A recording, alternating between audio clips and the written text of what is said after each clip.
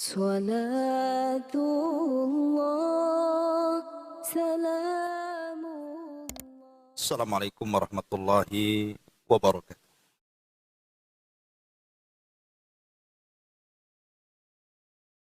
Alhamdulillah. Alhamdulillahilladzi arsala rasulahu bil huda wa dinil haq liyudhhirahu 'ala ad-dini kullihi wa kafa billahi syahida wa kafa billahi wakila. Ashhadu an la ilaha illallah wahdahu rabbi la syarika lah wa ashhadu anna Muhammadan 'abduhu wa rasuluhu alladzi la nabiyya ba'dah. Rabbi israh li sadri wa yassir li amri wahlul 'uqdatam min lisani yafqahu qawli, amma ba'd. Alhamdulillah, di pagi hari ini kita bisa duduk kembali untuk bertalabul ilmi, dan kita meneruskan kajian kita masih membahas 175 jalan menuju surga. Dan kita masuk pada halaman ke-43 pada poin ketiga, berdoa untuk menghilangkan kesyirikan, baik syirik kecil maupun syirik besar. Artinya poin yang ketiga ini masih bagian daripada poin yang pertama, di mana salah satu jalan menuju surga adalah at-tauhid. Dan tauhid itu harus menghilangkan lawannya, kesyirikan kepada Allah Subhanahu wa ta'ala. Ketika kita hendak mengupas sebuah keburukan ataupun kesyirikan, lawan daripada tauhid, bukan berarti kita hendak mengamalkan kesyirikan itu dengan mempelajari syirik, tidak. Tetapi orang Arab mengatakan, araftu syarra la li syarri, walakin litawakkihi, wa man lam ya'rifu syarra minal khairi fawaqa'a. Aku mempelajari keburukan bukan untuk diamalkan, tetapi aku mempelajari keburukan itu supaya mudah ditinggalkan. Karena siapa yang tidak paham apa itu baik, apa itu buruk, maka pasti akan terjerumus kepada keduanya. Karena dia tidak paham masalah. Makanya mempelajari kesyirikan untuk mengenal tauhid, supaya kita lebih mantap tauhidnya dan lebih mudah menjauhi kesyirikannya. Kata para ulama, wabididdihi wabididdiha tatabayyanal asya. Dengan mengenal lawannya, maka semakin jelaslah perkaranya. Di sini dijelaskan, Nabi SAW bersabda kepada Abu Bakar Siddiq radhiyallahu anhu, "Walladzi nafsi biyadihi, li syirki akhfa min dabibin namli. Ala adulluka ala syai'in idza qultuhu dhahaba, ataupun idza qultahu dhahaba anka qaliluhu wa kathiruhu. Qul Allahumma inni a'udzubika an usyrika bika wa ana a'lam wa astaghfiruka bima la a'lam." Kata Nabi SAW, beliau bersabda kepada Abu Bakar Siddiq radhiyallahu anhu, "Wahai Abu Bakar, demi zat yang jiwaku ada di tangannya, sungguh kesyirikan itu lebih terselubung, tersembunyi daripada langkah semut yang sangat halus. Maukah kamu aku tunjukkan satu doa yang jika engkau mengucapkannya, maka dapat menghilangkan kesyirikan dari dirimu. Apakah itu syirik besar ataupun syirik kecil? Maka Rasul mengajarkan doa kepada Abu Bakar, dan doa ini dianjurkan untuk dibaca oleh kita juga. Kalau bisa baca selepas sholat. Masukkan pada adhkarus sholat. Zikir setelah sholat. Masukkan di situ. Apa doanya? Allahumma inni a'udzubika an usyrika bika wa ana a'lam. Ya Allah, sesungguhnya aku berlindung kepadamu dari perbuatan syirik kepadamu, sedang aku mengetahui bahwa itu kesyirikan. Wa astaghfiruka lima la a'lam. Dan aku memohon ampun kalau aku melakukan kesyirikan dan aku tidak tahu. Doa ini sangat bagus sekali untuk kita lazimkan dalam setiap zikir, karena doa ini salah satu doa untuk menghilangkan dari diri kita kesyirikan, baik yang kecil ataupun yang besar.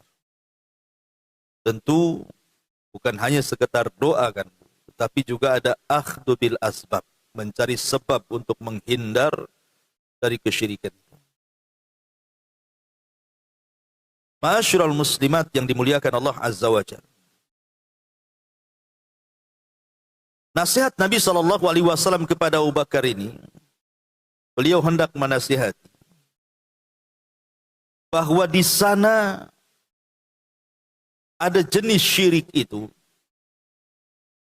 yang lebih halus dibandingkan langkah semut.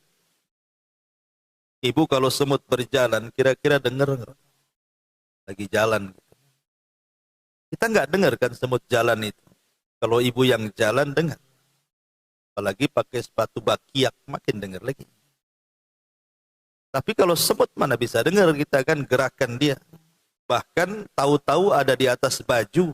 Kapan naik dari kaki? Udah semut, tahu-tahu ada aja di atas. Tahu-tahu ada di kopiah saya pula. Kapan dia terbang? Artinya ada jenis syirik itu yang lebih halus dibandingkan langkah semut itu. Bahkan dalam riwayat itu langkah semutnya itu bukan hanya sekedar langkah semut. Di batu licin. Di tengah malam. Di kegelapan malam. Gimana cara tuhnya? Udah semutnya hitam, batunya hitam, malam-malam pula. Mana kita tahu. Tapi ada kesyirikan itu yang lebih halus dibandingkan itu. Baik, kita mulai syarahan daripada hadis ini. Ma'asyiral muslimat yang dimuliakan Allah Azza wa Jalla. Sebuah amalan, amalan apapun. Baik amalan lisan, baik amalan badan, baik amalan hati, tidak akan diterima kecuali harus didasari dengan ikhlas alias tauhid. Dahulu ada seorang sahabat namanya Tamim ibn Aus Ad-Dari. Tamim ibn Aus Ad-Dari ini, Bu, kalau lihat biografinya, dia dulunya tokoh Nasrani. Dan dia seorang pelaut. Satu hari dia membawa 30 awak kapal untuk berlayar. Tapi Allah takdirkan kapalnya terhempas ombak sehingga tersandar di sebuah pulau yang mengerikan. Rupanya pulau itu disebut Pulau Dajjal.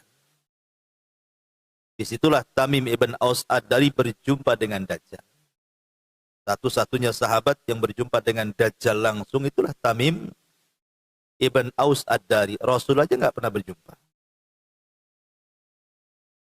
Jadi setelah kemudian pertemuan dia dengan Dajjal itu, Tamim ibn Aus tak tahu kalau itu Dajjal. Tetapi setelah diceritakan pertemuan dengan orang yang dirantai dalam sebuah rumah ibadahnya orang-orang Yahudi itu, Baru Rasul menceritakan orang yang kau temui itu Dajjal. Kemudian Rasul SAW mengkisahkan kisah Tamim ibn Aus Ad-Dari kepada para sahabatnya. Itulah hadis yang aneh. Biasanya Rasul menceritakan kisahnya kepada sahabat. Ini Rasul mengambil kisah dari sahabat, diceritakan ke sahabat. Masuk Islamlah Tamim ibn Aus Ad-Dari. Dan jasanya banyak dalam Islam. Salah satunya adalah membuat mimbar bagi Nabi. Dan menerangi masjid Nabi. Karena punya keahlian bisa membuat obor.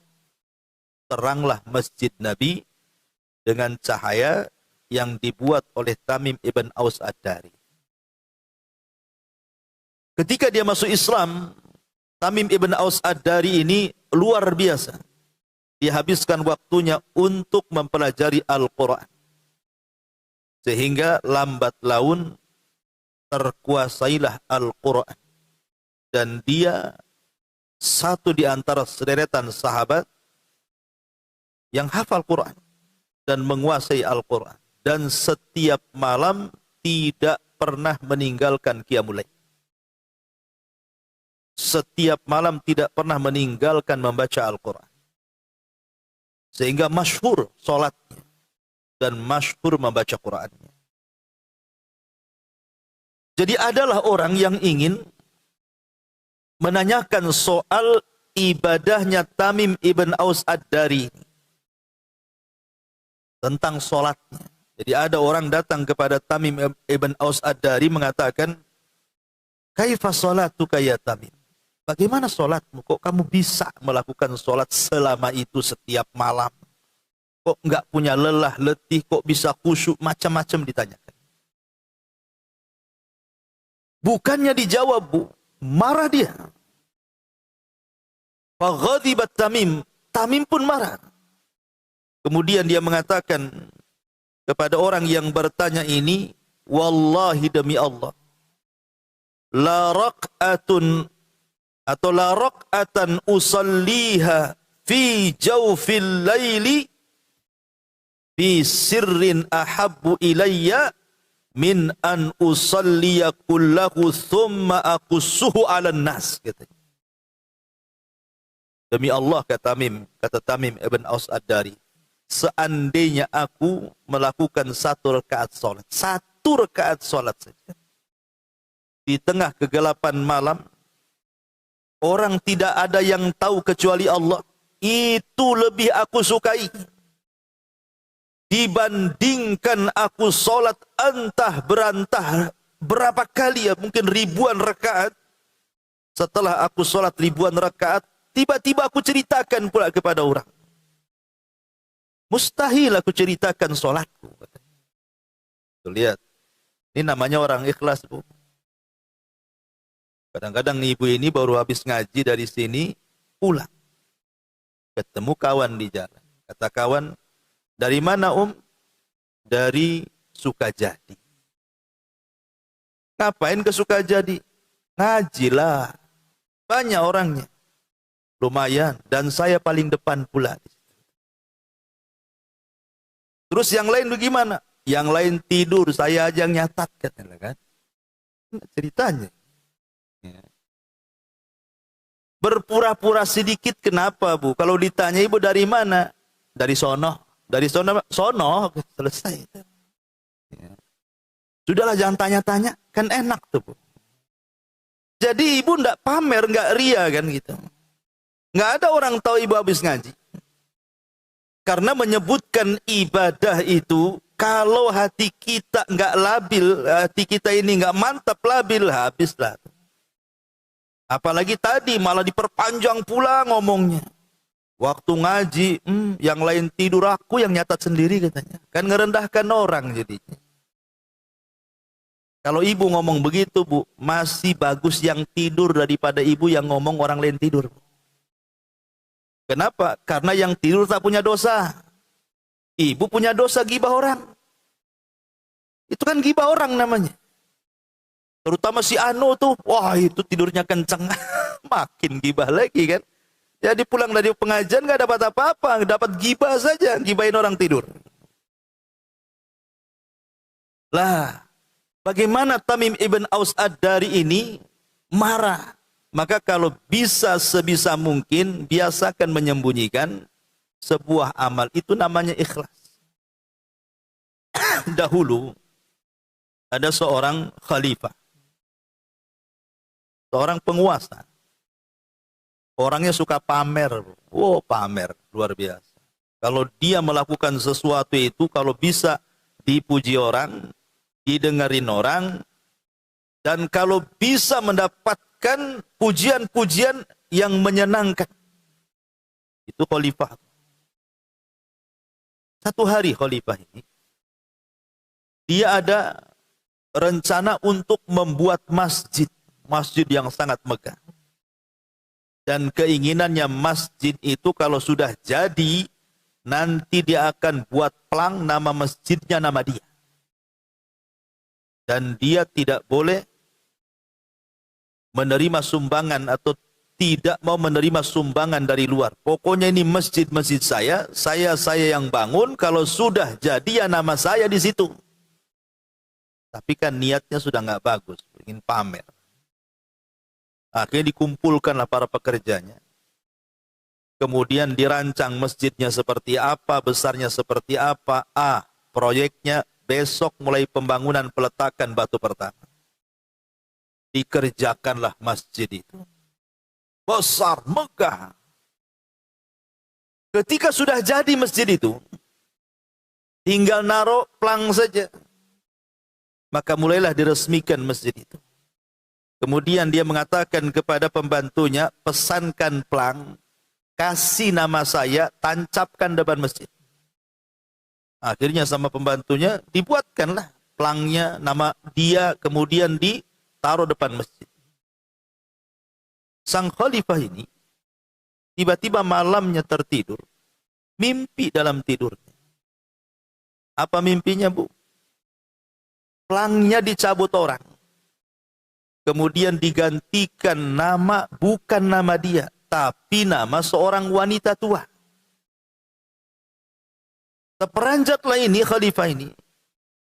Besoknya dia panggil pelayannya itu. Kau berangkat ke masjid sana. Lihat plangnya itu masih atas nama saya atau bukan? Dilihat rupanya tak ada yang berubah. Masih atas nama khalifah. Tenanglah sang khalifah. Beberapa malam berikutnya mimpi lagi, mimpi pula sama mimpinya. Berseri pula tuh mimpi itu. Sama tuh mimpinya. Katanya plangnya dicabut, diganti pula dengan plang orang namanya seorang wanita tua. Bangun dia lagi, gelisahlah dia. Dia bilang sama pelayannya, tengok kok ke masjid itu. Masih atas nama saya itu bukan. Ditengok tak ada yang berubah. Sampai 3 kali mimpi. Tapi namanya mimpi kan begitu kan. Ya tetap aja nggak ada yang berubah nama-nama dia. Cuman masalahnya, kenapa mimpinya sama? Dari situ dia terngiang nama wanita yang diplang itu. Dia bilang sama prajuritnya, aku sudah bermimpi seperti ini. Tolong cari wanita namanya Fulanah bintu Fulan. Saya ingin tahu siapa orangnya. Jangan-jangan dia memasukkan hartanya ke masjidku, katanya. Aku kan sudah katakan tidak boleh menerima sedekah. Ini masjid-masjid saya sendiri. Dicari wanita itu. Ketemu pula wanita itu. Sudah tua. Ini wanita ini ketakutan karena yang manggil khalifah masalahnya. Ditanyalah kemudian oleh sang khalifah itu. Wahai ibu. Ibu tahu enggak? Ini masjid siapa? Kata ibu, ini yang masjid dirimu, masjid sang khalifah. Pernah enggak kau memberikan sesuatu, mungkin kalau bahasa kita mungkin semen 1 sak, atau mungkin bata 1 lori, atau mungkin besi 1 lonjor, kau berikan ke pekerjaku, katanya. Kata wanita tua ini, boro-boro, makan aja sulit, mau ngasih semen pula. Nggak ada. Bahkan saya suka berlalu lalang di masjidmu dan saya takjub karena masjidmu besar, megah, mewah. Tidak ada masjid di kerajaan ini semewah masjidmu. Akhirnya sang khalifah terus mendesak-desak. Wanita ini nggak ngaku, memang nggak pernah nyumbang sedikit pun. Kata sang khalifah, tolonglah ingat-ingat. Berapa jumlah hartamu yang kau masukkan ke masjid? Ku ganti semuanya. Wanita ini memang enggak pernah nyumbang. Tapi kata wanita ini teringat, begini Tuhan, aku enggak pernah nyumbang loh walaupun sedikit pun. Tapi aku sering jalan-jalan ke depan masjidmu. Pernah satu hari katanya, aku lihat ada seekor kuda. Kakinya terikat. Dia ingin minum. Sementara jarak minum dengan kuda itu tidak jauh. Tetapi kuda ini tidak bisa minum karena apa? Kakinya terkena ikatan. Sehingga tidak nyampe-nyampe mulutnya itu ke tempat air itu. Dan kuda itu biasa digunakan para pekerja untuk ngangkut bahan bangunan. Kasihanlah aku, kata nenek ini, karena kakinya terikat tali. Ku lepaslah tali kakinya itu. Akhirnya dengan itu dia bisa minum dari tempat minum itu. Kata sang khalifah, dia tersadarkan dengan kisah ini. Subhanallah, katanya. Engkau melakukan karena Allah. Engkau melakukannya karena Allah. Tapi aku membuat masjid ini bukan karena Allah. Kemudian dikumpulkan prajuritnya. Hei prajurit, turunkan pelang nama saya, ganti nama ibu ini. Bayangkan, dia tidak nyumbang, hanya nyumbang tenaga, bantu kuda. Biar bisa minum. Masalahnya kuda ini digunakan untuk manggul bahan bangunan. Untuk masjid itu. Itu saja tuh. Kata sang raja, turunkan pelangku katanya. Kasihkan nama nenek ini. Karena dia beramal ikhlas karena Allah. Tapi aku tidak karena Allah. Kan luar biasa bu kalau kayak gini. Ini enggak. Ibu nyumbang ke masjid. Anggaplah ini 4 yang ibu yang masjid. Coba. Ajak kawan. Tahu enggak bu? Ini masjid saya loh yang sumbang. Dikasih tahu pula orang tuh. Tuh yang itu tuh saya. Tuh saya masih ingat. Ini loh fotonya masih ada. La ilaha illallah. Lah itulah orang yang digambarkan. Bahkan dahulu ada ulama salaf, cicit daripada Nabi SAW, namanya Husain ibnu Ali ibnu Husain ibnu Ali bin Abi Thalib. Ini jatuhnya cicit Nabi. Namanya Ali bin Husain, putra daripada Husain. Husain putra daripada Ali. Ali ya putra Abi Thalib, dan Ali menikah dengan Fatimah. Lahirlah Husain. Husain punya anak namanya Ali bin Husain. Dan itu satu-satunya keturunan Husain yang selamat. Dalam perang Karbala. Ketika Husain dipenggal lehernya oleh orang-orang Kufah. Maka tidak ada yang selamat. Keluarga Nabi terbantai di Karbala. Kecuali satu lah yang selamat. Nih, anak Husain ini. Namanya Ali. Ali bin Husain. Maka siapapun yang mengaku keturunan Nabi lewat jalur Husain, harus nasabnya sampai kepada Ali bin Husain Zainul Abidin namanya. Zainul Abidin ini Allah Subhanahu wa taala berikan banyak harta. Ya Allah, luaskanlah rezeki. Alhamdulillah. Jadi orang kaya. Tetapi kalau dia bersedekah, orang tidak tahu. Sehingga orang menyangka Ali bin Husain ini bakhil. Karena enggak tampak sedekahnya. Ya, Ali bin Husain atau Zainul Abidin ini disangka orang bakhil. Kenapa? Karena sedekahnya enggak nampak. Padahal Ali bin Husain atau Zainul Abidin ini kalau sedekah dia nunggu malam. Nunggu jam 1, jam 2 malam. Orang udah tidur semua, udah ngorok semua. Dia keluar sendirian. Dia pikul gandum itu. Dia cari setiap rumah orang miskin. Kalau sudah ketemu dia letakkan di sini, pulang lagi. Ambil lagi gandum. Nanti letakkan di sini. Pulang lagi setiap malam. Sekitar 70 orang miskin Madinah itu setiap malam dapat jatah. Dan orang miskin di zaman itu setiap membuka pintu, udah habis nih berasnya, gandumnya di rumah. Setiap buka pintu, oh ada lagi. Enak nggak buka gitu? Enak lah bu. Ya. Dia buka pintu ada beras, tak payah beli beras. Tapi masalahnya orang-orang miskin ini nggak bersyukur. Sudah disumbang, masih juga mencela gitu ya. Ma'asyiral muslimat yang dimuliakan Allah Azza wa Jalla. Satu hari akhirnya Allah takdirkan Zainul Abidin ini sakit, dan dengan sakitnya akhirnya meninggal dunia. Saat yang memandikan jenazahnya ini menceritakan bahwa pundaknya Ali bin Husain ini rusak. Sininya itu. Pundak sebelah sininya itu rusak. Kapalan, banyak luka gitu. Rupanya karena sering menggendong gandum setiap malam, yang menjadikan kemudian pundaknya rusak. Dan semenjak dia meninggal, orang-orang miskin sudah tidak punya jatah lagi. Setiap buka pintu tak ada lagi gandum. Setiap buka pintu tak ada lagi gandum. Baru orang-orang pun tahu siapa penyumbang malam itu. Siapa yang suka nyumbang-nyumbang malam, orang nggak tahu. Rupanya dia adalah Zainul Abidin. Itulah orang ikhlas, Bu. Orang ikhlas itu berusaha menyembunyikan amalnya. Ustaz, saya pengen juga lah nyumbang malam-malam. Keluarlah ibu bawa beras dipikul sendiri. Cari keruli. Rupanya diteriaki maling, disangka ibu maling beras. Jangan. Ya, jangan niru-niru. Cari yang cara lain saja. Dulu ndak ada transfer. Sekarang pakai transfer aja malam-malam. Orang nggak tahu. Jadi begitulah Zainul Abidin itu mencontohkan bagaimana ikhlas itu seperti apa. Jangan sampai ibadah itu kemudian ria dipandang manusia, akhirnya capek-capeklah kita beribadah ini. Karena ada satu ayat saya bacakan.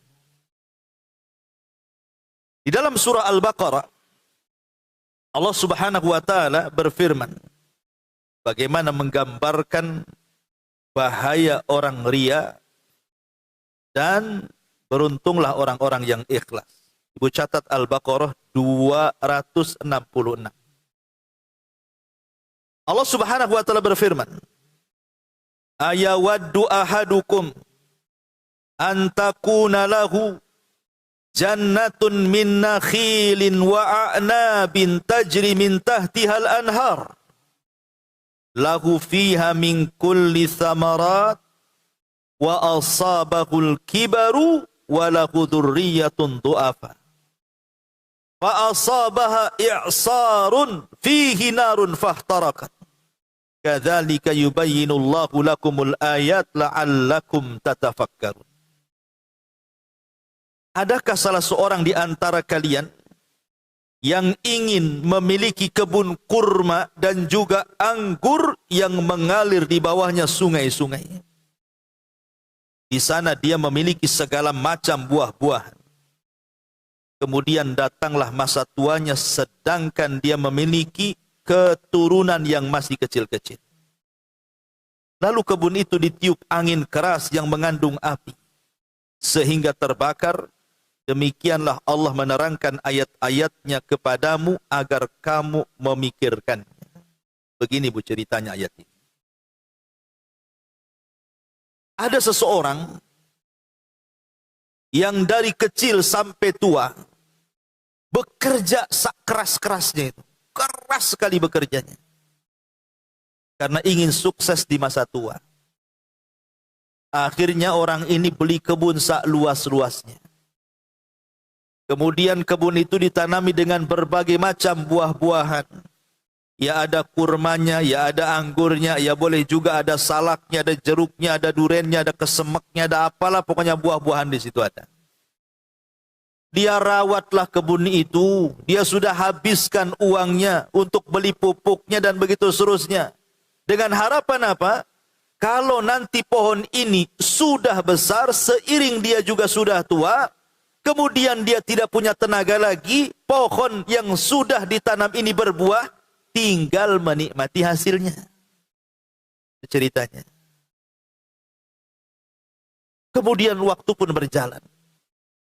Pohon durennya ada besar, dah mulai berbunga. Pohon mangganya ada besar, dah mulai berbuah. Pohon-pohon yang lain dah gede-gede, tinggal nikmati saja.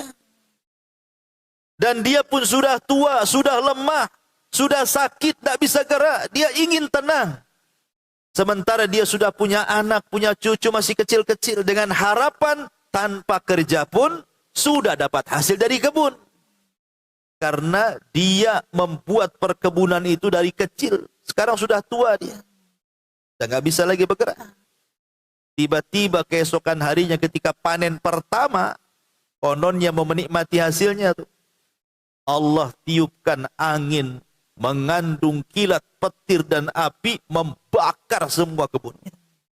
Habis usaha dari muda sampai tua.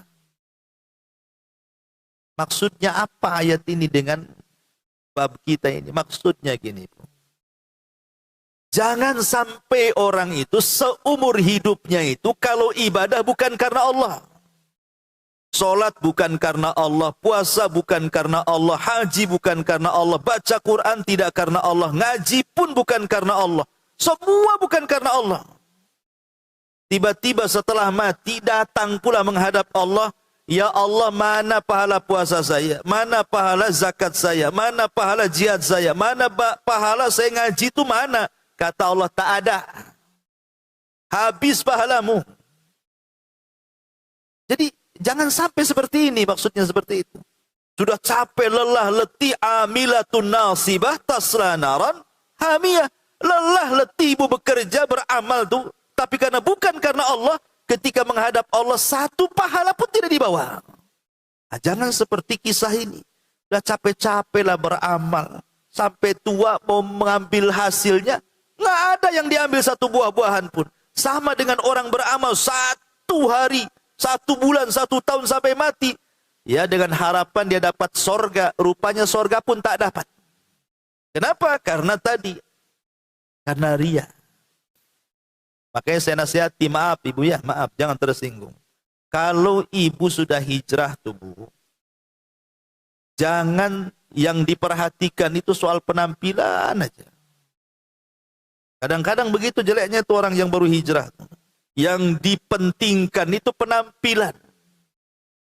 Ada baju, jubah terbaru, suka beli. Nampak tas nih, cakep juga nih, kalau tas ini bawa ke pengajian, yang lain belum punya. Suka beli lagi. Nampak cadar nih, ini cadar terbaru nih. Cadar banana nih. Beli, suka kan. Jadi kerjanya itu hanya ngaca saja bu. Jilbab geser sedikit, aduh. Nanti dikritik pula kawan jadi pengajian. Kenapa mereng? Apalagi sakit kepala lagi masangnya. Kadang orang hijrah itu yang diperhatikan ya pakaian saja. Kalau tidak sandal ya tas. Kalau tidak tas ya pakaian. Kalau tidak pakaian ya jilbab. Belum lagi aksesorisnya. Wah, aksesorisnya banyak kali. Pernak-periknya. Allah loh tidak akan mandang penampilan ibu. Rasul katakan, innallaha la yanzuru ila suwarikum, kata Rasul. Allah tidak memandang penampilan kalian. Wala ila amwalikum, tidak pula pada harta yang dibawa, pakaian yang mahal, tas yang mahal. Anda Allah tidak memandang itu. Walakin yanzuru ila qulubikum wa a'malikum. Yang pertama Allah pandang itu hati, baru kemudian amalan. Karena kalau seandainya ibu hijrah itu hanya kemudian fokus kepada penampilan saja, Islam itu bukan di penampilan. Hijrah itu bukan di penampilan, hijrah itu. Jangan kemudian di masa jahiliyah sama dengan di masa ketika hijrah. Kalau di masa jahiliyah, ya mungkinlah ibu beli sepatu yang bagus, sandal yang bagus gitu ya. Yang bermerek semua, pakaian yang buka aurat yang bermerek semua. Ketika hijrah, oh adat itu masih ada. Cuman bedanya, ya ini agak tertutup. Ya. Tapi penampilannya kurang lebih saja. Dari niatnya itu masalahnya. Yang menyamakan antara jahiliyah dan hijrahnya itu niat itu. Karena yang ditonjolkan hanya penampilan saja. Nah ini saya nasihatkan. Dan tersinggung bu ya. Ya. Karena insya Allah nggak ada ibu-ibu di sini. Di pojok sana yang ada. Gitu ya. Ya. Intinya bahwa begitulah melatih keikhlasan itu. Jangan sampai satu waktu kita sudah banyak beramal, mengharap surga tak dapat surga. Amilatun nasibah tasla naran hamiyah. Ma'asyiral muslimat yang dimuliakan Allah Subhanahu wa taala. Sedikit saya akan bicara bahaya riya. Karena di sini lihat bahaya riya ini. Akhfa min dabibin nam. Datangnya itu seperti rayap semut yang enggak bisa. Nyaris tak terdengar kalau semut berjalan. Ini kan menunjukkan bahayanya. Tahu-tahu nempel aja riya. Ma'asyiral muslimat yang dimuliakan Allah Azza wa Jalla. Riya ini, sebelum saya cerita bahayanya dulu, saya akan jelaskan rinciannya dulu. Riya itu ada 10 macam. Riya itu ada 10 macam yang ditulis para ulama. Yang pertama ada namanya ar-riya'u as-sarihu. Riya yang soreh, yang jelas. Tidak samar itu. Itu riya jelas namanya. Tidak ada samar-samarnya itu. Seperti apa? An yakuna muradul abdi ghairallahi azza wa jal wa la yaqsudu illa madhan nasi. Riya yang jelas itu memang dia beramal murni bukan karena Allah dan murni beramalnya ingin dipuji makhluk, ingin dipuji manusia. Maka orang yang seperti ini disebut munafik. Ya, kalau ibu kemudian memang nggak ada niat ngaji, memang dari rumah itu niatnya ibu pengen riya saja. Makanya penampilannya harus bagus, cantik gitu ya, tasnya harus bermerek. Pokoknya seperti itu. Ini namanya riya soreh. Dan ini sifat munafik, bahaya. Ya. Kemudian yang kedua namanya riya yang disebut dengan syirku as-sarair. Syirku as-sarair. Ini samar. Kalau tadi jelas riyanya, ini agak samar nih. Kalau jelas itu kan memang jelas. Tasnya disiapin dengan tas yang bermerek, pakainya disiapin, kendaraannya disiapin. Memang betul-betul ingin riya. Itu kan nampak jelas ya. Ini enggak, Bu. Ibu nggak pakai tas bermerek, ngaji pakai kresek. Umpamanya kan. Kemudian juga ya pakaiannya nggak disetrika. Ada merek-mereknya lah pokoknya. Pokoknya ya kayak orang zuhud gitulah ya. Masalahnya di sini syirku syara'ir ini an yakuna qasdul abdi wa muraduhu lillah. Awalnya karena Allah, Bu. Dari rumah itu memang karena Allah ngaji itu. Jadi nggak perlu dengan penampilan pokoknya. Berangkatlah. Tetapi masalahnya fa idza tala alaihin nas, ketika kemudian tampak kepada manusia nusyita fil ibadati wa zayyanaha. Ketika manusia melihatnya, timbullah semangat ibadah. Ibu sebenarnya malas-malas mau ngaji. Tapi ketemu tetangga, Masya Allah, rupanya ibu ini jemaah suka jadi rupanya. Wah, makin semangat. Itu kan, ketika sudah tersenggol pujian orang, ya, yang tadinya biasa-biasa saja, makin tegaklah. Oh iya, cepet saya buru, cepet-cepet nih, Ustaz Abu Merah ini, dia 7:30 datang dia. Biasanya jam 9 dia datang. Ya, karena tadi dipuji orang tuh muncul rianya padahal lillah awalnya tuh. Ini yang seperti ini jangan. Ya, seperti orang sholat Allahu Akbar, awalnya nggak ada masalah. Ketika kemudian mulai di sampingnya ada orang, mulailah dilamain sholatnya. Mulai kemudian bacaannya dihalus-halusin, dibagus-bagusin. Nah, itulah namanya riya as-sarair. Awalnya karena Allah, muncul pula riya. Itulah yang disebut min dabibin namal itu. Yang disebut dalam hadis yang kita bahas. Tahu-tahu ada saja riya itu. Padahal awalnya enggak karena riya, tahu-tahu kok muncul riya ini. Nah, itulah lebih halus dibandingkan jalan semut itu. Tahu-tahu ada namanya. Kemudian yang ketiga, ar-riya'ul khafi. Ada namanya riya al-khafi. Apa riya khafi itu? An yakhlusal abdul ibadata lillah fa'arafan nas dzalika famadahu fasakana qalbu. Ibu ibadah lillahi ta'ala, Bu. Ibu sedekah karena Allah, sholat karena, pokoknya tidak adalah memang betul-betul niatnya karena Allah. Begitulah ibu kesehariannya. Sudah bertahun-tahun lah seperti itu kebiasaan ibu. Namanya ibu suka sedekah terus sampai mungkin 10 tahun. Ya, udah jadi kebiasaan sedekah bagi dia, udah nikmat sedekah itu, memang betul-betul ikhlas. Entah kenapa, tiba-tiba kemudian ada orang yang bercerita soal ibu. Mungkin ibu tidak dengar langsung, ada yang menyampaikan. Oh gini, Om, tadi saya ketemu Ustaz Abu Humairah. Kenapa emang? Cerita rupanya ibu ini tukang nyumbang ke pesantren. Tenang. Oh berarti Abu Humairah itu tahu lah kan. Makanya diceritakan sama orang. Tenang dia kan. Lah inilah ketenangan hati. Harusnya kan ibu bantah. Ah bukan saya. Itu bukan saya. Salah lah Ustadz itu. Harusnya kan begitu Bu. Ya, ketika ibu tenang, apalagi kemudian asik mendengarkan, terus Ustadz ngomong apa lagi? Cuman gitu aja ya. Subhanallah kan. Ah ini namanya syirkul khafi. Syirik khafi, terselubung. Ini hati-hati. Ini ria yang terselubung. Kalau tadi ria yang sifatnya rahasia. Kemudian yang nomor 4 namanya ria al-badani. Ria dalam jenis badan. Seperti kaman yadhar asfarul launi wa syuhubal wajhi liyaran nas annahu sahibu ibadatin. Menampakkan badan dia. Ya, menampakkan badan dia seolah-olah dia ahli ibadah. Seolah-olah ahli ibadah. Nampak kurang tidur, matanya cekung gitu kan. Kemudian asik ngeludah disangka orang puasa padahal lagi sariawan. Ya, pokoknya gitu Bu ya. Ya pokoknya dia nampakkan lah, pokoknya seolah-olah dia ahli ibadah padahal sebenarnya bukan ahli ibadah. Dia ingin ria saja dengan ibadahnya. Makanya dahulu seorang sahabat Nabi SAW dalam hadis yang panjang sekali yang bercerita tentang 70.000 orang yang masuk surga tanpa hisab dan azab itu. Salah satu perawinya adalah mengatakan apa?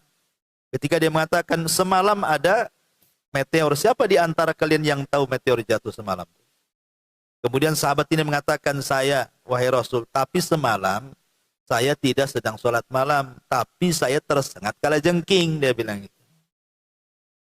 Jadi dia memberitahu orang-orang bahwa semalam saya terbangun. Kemudian menjelaskan, tapi saya bukan sedang sholat malam. Supaya kesannya apa?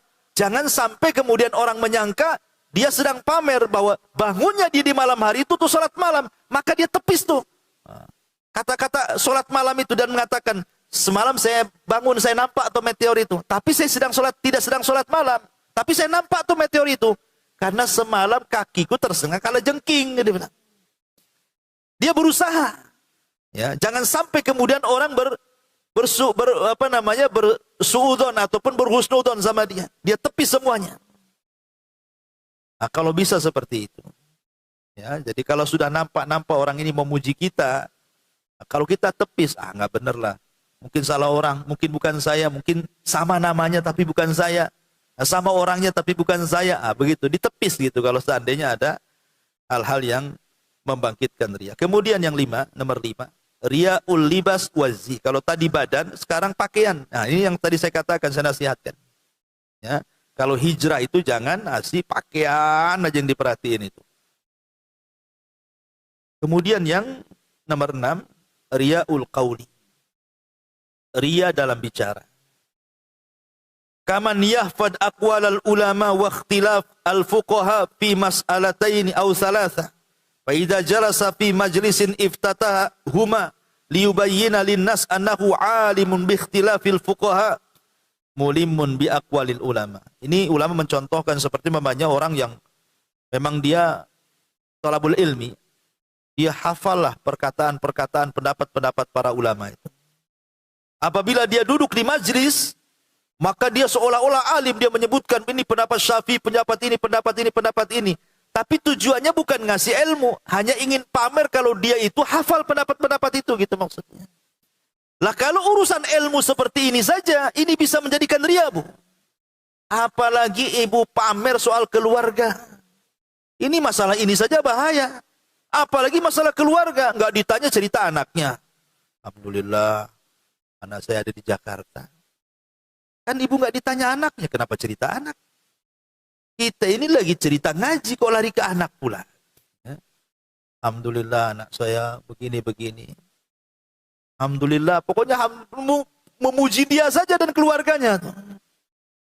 Ya, yang kawannya bengong aja kan itu. Jadi hal-hal yang seperti ini jauhi. Kemudian yang nomor 7, ar-riya'u bil ashab wa zairin. Riya bil ashab wa zairin. Riya dengan memuji mungkin gurunya, mungkin temannya, ya. Tetapi dalam rangka sebenarnya dia ingin memberitahu kepada orang bahwa dia itu sedang riya sebenarnya. Seperti dia mengatakan, barusan tadi pagi saya ziarah ke pesantren Anu, ketemu saya sama Ustadz Anu, sama Kiai Anu, kan. Sebenarnya dia ingin mengatakan bahwa, tuh lihat saya dekat dengan ulama loh, kamu enggak, cuman enggak ngomong begitu. Nah, cuman dia bilang, ya saya ziarah ke sana. Kalau dia mau ngomong itu seolah kamu itu jauh dari ulama, saya dekat gitu. Maunya begitu, cuman bahasanya beda. Nah, kan kayak gitu tuh bahaya, Bu. Bahaya seperti itu. Samalah dengan seandainya ini kan dari perkataan mafhum mukhalafah namanya. Seperti ibu kalau memuji suami orang, ya, dipuji-puji luas semua orang tuh. Bang, kalau bisa kayak suami tetangga tuh, tengok rajin kali, pagi-pagi udah bangun, abang pula tidur ngorom jam 8 baru bangun. Ini sama dengan ibu katakan apa? Kalau bisa suami saya dia, bukan kamu gitu. Cuman ngomongnya nggak gitu, muji suami orang, gitu maksud. Kurang lebih kayak gitu, Bu. Ya. Itu namanya mafhum mukhalafah. Lah ini juga sama, riya dengan menggunakan mafhum namanya. Bahaya, ya. Ini bagian riya juga. Kemudian yang nomor 8, ar-riya'u bidhammin nafsi. Riya tapi dengan mencela diri sendiri, Bu, tapi tujuannya riya. Kesannya tawadu, tapi ibu sedang riya. Ya saya sih ya orangnya gimana gitu ya. Gimana-gimananya. Dia mencela dirinya tapi dalam rangka riya, sok-sok tawadu loh bahasa kitanya itu, merendah gitu ya. Kalau saya tidak bisa sih. Nah, maksudnya itu seolah-olah dia ingin mengetahui biar dia tahu saya ini orangnya tawadu. Padahal sedang menghinakan dirinya sebenarnya dia.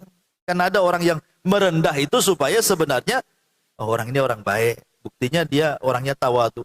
Dia tidak sedang tawadu, dia sedang riya sebenarnya. Jangan suka ngerendah-rendahkan diri hanya untuk dipuji orang. Kemudian yang nomor 9, mahabbatu tauqirin nasi lahu. Suka kalau seandainya dihargai manusia. Dan ini yang paling banyak di masyarakat yang seperti ini. Ria yang pengen dihargai. Ya mungkin di situ dia merasa tokoh, merasa RT, RW atau apa, atau tokoh penggerak atau apalah kan itu. Kalau tidak dapat pujian, tidak dapat penghargaan, itu rasanya sakit hati kerjanya. Nah, ini juga bahaya. Kemudian yang terakhir, riya bi an yaj'alal ikhlas wasilatul lil matlub ghairir ridha Allah azza wa jalla. Riya dengan cara menjadikan ikhlas itu wasilah untuk mencari keridhaan selain Allah. Jadi ikhlasnya itu mencari keridhaan selain Allah Subhanahu wa taala. Umpamanya ibu ingin dapat dunia lah, tapi dengan cara menggunakan agama sebagai kendaraannya. Intinya ingin dapat dunia sebenarnya, tapi agama itu yang dipakai. Ini mengejar dunia dengan cara menggunakan paket agama. Nah, ini namanya rincian-rincian riya. Baik, kita masuk pada bahayanya. Ma'asyiral muslimat yang dimuliakan Allah Subhanahu wa taala, bahaya riya ini luar biasa. Yang pertama, riya ini bisa merusak semua amalan kita. Lain asyrakta la yahbatanna amaluka wa la takunanna minal khasirin. Kata Allah Subhanahu wa taala, jika engkau melakukan kesyirikan, lebur habis semua amalanmu di hadapan Allah. Bahkan nanti pada hari kiamat, Allah Subhanahu wa taala akan memanggil orang-orang yang riya itu di hadapan Allah. Jadi orang-orang yang ria, orang-orang yang sum'ah, semua dipanggil di hadapan Allah. Kemudian Allah Subhanahu wa taala katakan kepada orang ini, kepada orang-orang ria di dunia ini, "Ungzuru hal tajiduna indahum jaza." Kamu kan di dunia beribadah bukan ingin dipuji saya, kata Allah. Tapi kamu di dunia ingin dipuji si Anu dari hamba saya. Sekarang aku kumpulkan kalian. Minta sorga sama si Anu. Jangan minta sorga sama saya, kata Allah. Kan kamu beramal bukan untuk saya, tapi beramal untuk dia. Minta sama dia lah balasannya. Coba bayangkan. Kenapa Allah sampai ngomong begitu? Ini menunjukkan kemurkaan, Bu. Kalau saya boleh analogikan, Bu, seperti ini.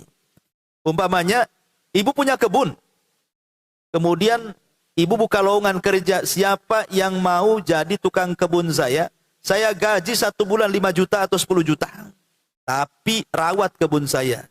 Saya kasih modal beli bibit. Saya kasih modal beli pupuk. Saya kasih modal untuk perawatan. Termasuk saya buatkan rumah kamu di situ. Kamu jangan pergi. Kamu pokoknya enak. Makan 3 kali saya tanggung. Gaji tidak akan berkurang. Tapi rawat kebun saya. Nanti kalau sudah berhasil, nih buah-buahan antar ke rumah. Akhirnya deal or no deal? Deal. Dapatlah pekerja. Ibu kasih tempat di situ. Dikasih modal, dikasih bibit, dikasih pupuk. Jadilah tuh buah-buahan itu. Sudah waktunya panen, dipanen, Bu. Dapatlah 3 truk. Masalahnya 3 truk buah-buahan itu tidak diantar ke rumah ibu. Diantar ke rumah tetangga. Sakit hati enggak, Bu? Sakitlah, sakit itu di sini, Bu. Aku yang punya kebun, aku yang biayai, aku yang punya buah-buahan. Sudah berhasil, dikasih tetangga pula. Ini kebun siapa? Emang kebun tetangga, ini kan kebun saya, kan begitu. Itu sama seperti itu. Allah sudah baik sama kita, menciptakan kita, kasih rizki, kita kasih kesenangan macam-macam. Harusnya Allah minta syukur, kita beribadah kepada Allah, dikasih pula kepada orang lain. Apa enggak murka Allah tuh? Kurang lebih seperti itu. Atau mamanya ibu punya usaha, anggaplah buat kue gitu ya. Akhirnya ibu kemudian cari karyawan. Siapa yang mau jadi pekerja saya? Saya. Berapa gajinya? Saya gaji kau 10 juta sebulan. Kerjamu hanya buat kue saja. Nih saya kasih alat-alatnya, nih kasih adonannya, nih semuanya saya kasih. Kau hanya kerja saja. Akhirnya dia kerja-kerja, jadilah kue banyak. Ketika sudah jadi kue, bukan diantar ke ibu yang punya usaha, ke orang lain pula gitu. Bukan salah alamat, tidak. Memang sengaja. Kan ada orang yang sudah paham bahwa ibadah itu memang harus diberikan kepada Allah, kan? Tapi dia sudah tahu bahwa itu harus tauhid. Tetap aja diberikan kepada selain Allah. Apa enggak murka yang punya usaha itu? Lah, itulah Allah Subhanahu wa ta'ala. Atau mungkin analogi yang lebih dalam lagi. Ibu punya anak. Ibu yang lahirin, ibu yang besarin, ibu yang nyekolahin sampai SD, SMP, SMA, kuliah S1, S2, S3, doktor, profesor, Bu, sampai mentok dengan lagi titel tuh. Berhasillah dia bekerja. Akhirnya jadi miliarder. Waktunya dia berbuat baik sama orang tua, harusnya. Dia kirimlah hasil kerjanya itu, tapi bukan ke rekening ibu. Ke rekening tetangganya. Apa enggak sakit ibu ini? Ini anak-anak saya nyekolahkan kok dia malah berbuat baik kepada orang. Begitulah Allah Subhanahu wa ta'ala, walillahil matsalul a'la. Maka di sini Allah Subhanahu wa ta'ala akan murka di sini. Kemudian juga di antara bahaya daripada ria ini. Ria ini menyebabkan azab Allah Subhanahu wa ta'ala. Ingat hadis tentang 3 orang, Bu, yang semua orang yang pertama kali disentuh api neraka. 3 orang yang pertama kali disentuh api neraka. Siapa mereka? 1, Bu, gak kira-kira tuh amalannya, mati syahid. Ya. Yang kedua, pakar Quran. Bertahun-tahun dia ngapal Quran, dia pelajari tafsirnya, sampai dia pakar Quran. Kemudian yang ketiga, orang yang sedekah triliunan. Banyak disedekahkan. Ini kan amalan-amalan yang tidak semua orang bisa, kan, Bu? Siapa yang bisa orang mati syahid? Gak semua perang itu bisa dilakukan orang. Karena perang itu butuh keberanian. Kalau orang tidak berani, Bu, jangan lagi cerita dengar letupan pistol petasan aja takut.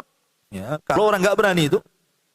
Kemudian siapa yang kemudian menghabiskan waktunya untuk belajar Quran sampai kemudian habis di situ waktunya kan? Nggak semua orang bisa nongkrongi Quran, dihafalnya, dipelajari tafsirnya, dan nggak semua orang juga ahli sedekah. Apalagi sampai miliaran triliunan kan? Tapi 3 orang yang sudah luar biasa ini, justru mereka itu pula yang disentuh api neraka pertama kali sebelum yang lainnya. Alasannya apa? Karena ibadah mereka bukan karena Allah. Syahidnya karena ingin dianggap pahlawan. Sedekahnya karena ingin dianggap dermawan. Kemudian baca Qur'annya, belajarnya, karena supaya orang-orang menganggap dia seorang alim. Seorang ulama. Kalau seandainya ibadah-ibadah besar saja yang syahid tumbang pahalanya, kemudian yang sholat malam, yang ahli ahli sedekah juga tumbang, kemudian yang ahli Quran tumbang, macam mana perkara-perkara lain, Bu? Yang seperti ini tumbang gara-gara riya. Apalagi perkara-perkara kecil lebih tumbang lagi lah gara-gara riya. Lah makanya kenapa riya ini memang ibadah yang luar biasa. Ya Bu, ini waktu juga ya. Karena saya ada khutbah Jumat cukup jauh tempatnya. Bahasanya masih panjang, tapi inti daripada yang kita bahas siang hari ini, di antara jalan dari 175 jalan menuju surga adalah ikhlas. Ikhlas, dan lawan daripada ikhlas itu adalah riya. Itu poin yang ketiga dari kitab ini. Wallahu a'lam bishawab. Tidak ada tanya jawab ya. Kalau nanti lain kali aja. Karena saya buru-buru. Subhanallah hamdika. Asyhadu an la ilaha illa anta astaghfiruka. Masih ada? 1-2 aja ya.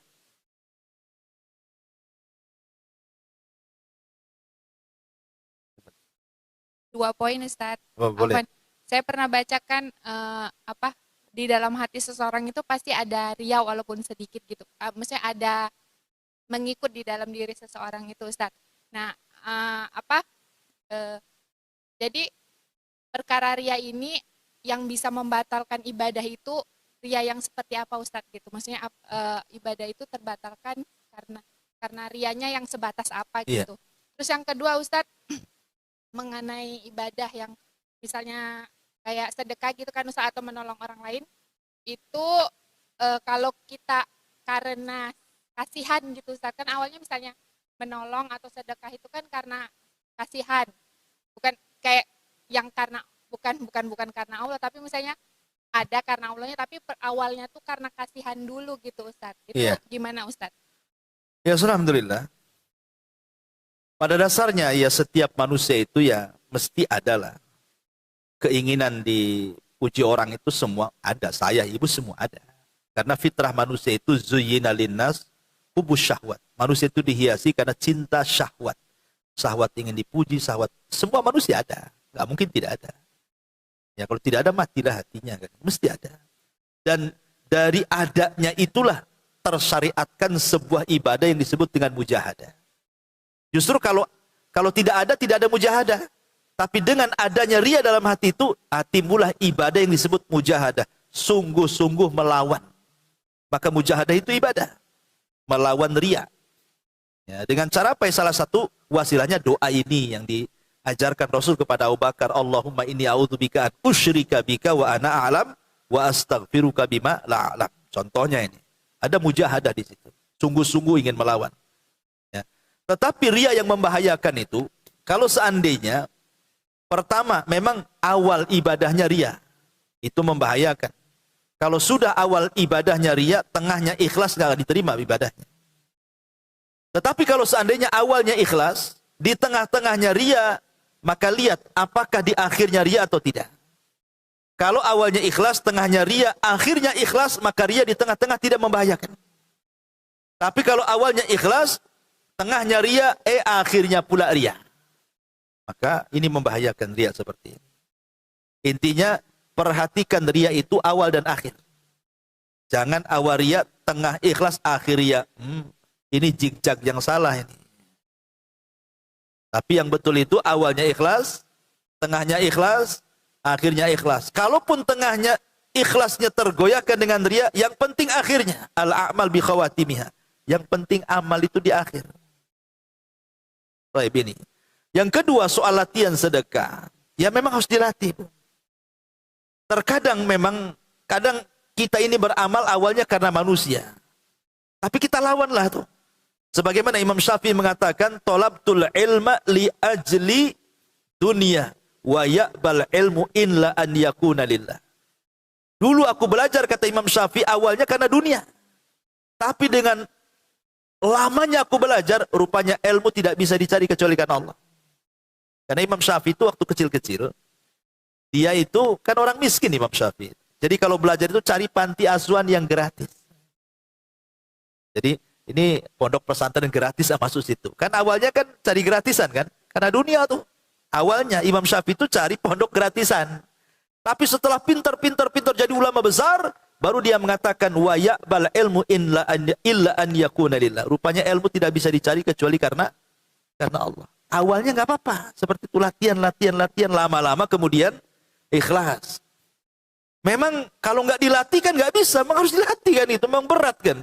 Jangankan sedekah semua ibadah, sholat malam, umpamanya kan berat bu. Tapi jangan langsung ke sholat malamnya ibu latih. Nggak pernah sholat sunnah sama sekali, langsung ingin latihan sholat malam, bangun tengah malam bu. Bukan begitu latihannya. Tetapi latihannya mulai dari sholat sunnah di siang hari dulu. Ya, yang mudah-mudah dulu lah sholat duha siang-siang. Ya kan, sholat tahiyatul masjid. Kalau semua sholat sunnah ibu di siang hari bisa dilakukan, insya Allah kalau menginjak ke sholat malamnya agak mudah karena sudah terbiasa di siang hari. Jangan pula ngaku aku rajin sholat malam, tapi sholat siang tak ada. Mana ada orang ngaku kayak gini, siang-siang bolong mudah bangun aja tidak bisa sholat, malam pula yang susah bangun kok ngaku sering sholat. Gimana, dari mana ceritanya? Jadi latih itu yang mudah dulu. Ya, sebab sedekah pun kalau langsung 1 miliar apa enggak sok bu? Ya sedikit dulu kan itu. Latihan, kayak ibu ke pasar. Latihan sedekah di pasar bu. Pamannya ibu nampak nih jual kangkung ini kasihan. Tahu itu orang miskin lah, tuh tahu saya rumahnya orang susah. Udah tahu dia susah, ibu pun tahu dia susah. Apa salahnya bu? Pura-pura belilah 1 ikat kangkung, 2 kangkung gitu kan. Nah, kemudian ibu kasih dah lebih, mungkin harganya 10.000, ibu kasih 100.000. Nah, ambil aja. Nah, kan itu enak bu. Tapi jangan ada kamera tersembunyi bu. Itu lagi ngeprank namanya. Buat konten namanya ya. Nah, ya memang betul-betul ikhlas latihan seperti itu. Mungkin ya ambil aja. Jangan pula jadi orang bakhil. Harga kangkung itu 99.000. Berarti masih ada kembalian 1.000 kan bu. Ditunggu yang 1.000 itu sama ibu. Apa enggak stres pedagang itu nyari uang kembalian 1.000 tuh? 1 jam keliling 1 pasar dia. Gara-gara 1.000 ibu tuh. Ya jangan, maksudnya kan ada latihan-latihan juga di situ. Baru setelah terbiasa jadi luar biasa. Ya, wallahu a'lam. Sekira cukup. Subhanallah bihamdika. Asyhadu an la ilaha illa anta astaghfiruka wa atubu ilaik.